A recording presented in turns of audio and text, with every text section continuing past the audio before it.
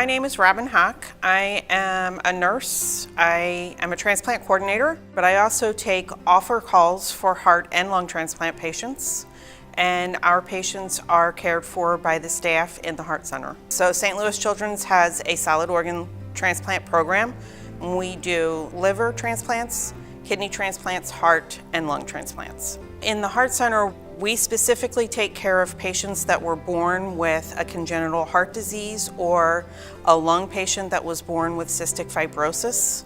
And what we do is give them a chance at life when all other therapies have failed.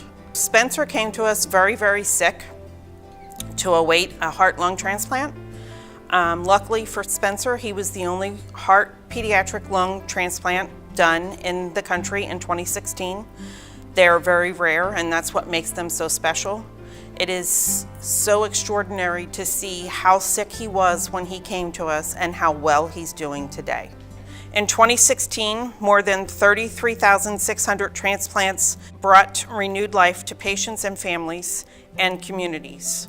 More than 119,000 men, women, and children await life-saving organ transplants.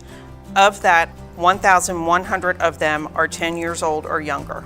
April is National Donate Life Month. It's a whole month observation for organs, tissue donation, eye donation, and we celebrate those that have donated organs to make other patients and families have a renewed look on life.